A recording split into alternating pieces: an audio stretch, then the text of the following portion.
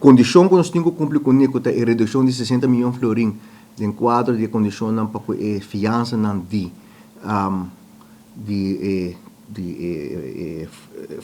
ajuda de liquidez de Holanda.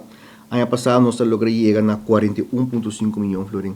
Nós não chegamos a 60 milhões, mas nós indicado em diferentes ocasiões, nós apresentar nos análises na governo e na CFT, a mim nós mostra que basicamente não tem espaço para recorte estrutural grande dentro do setor.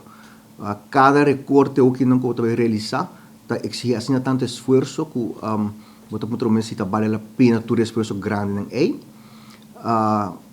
E na seu lugar agora nós apresentar o quadro financeiro multianual, qual o governo a encarregado na secretaria para desenvolver essa aqui está em desenvolvimento, para o apresentar na Holanda, para reemplazar o acordo de condição de 60 milhões de florins. Na final do dia, aqui que tem meta, e meta está controlar e canalizar o crescimento de gasto de saúde no próximo ano. 60 milhões está uma forma para lograr algo assim, mas também um quadro financeiro multianual também está donado é mesmo um instrumento. Pois cambia instrumento, pero que mesmo meta, certa intenção. E um instrumento que o saco vai ajudar muito mais com esses 60 milhões que já nós queremos, não chega nos limites. Algo que tu aia e botas tender regularmente quizás de mídia social, tá com AZV lo tá cobrir gasto para ilegal não, etc. Se no te caso, AZV brinda governo dois serviços.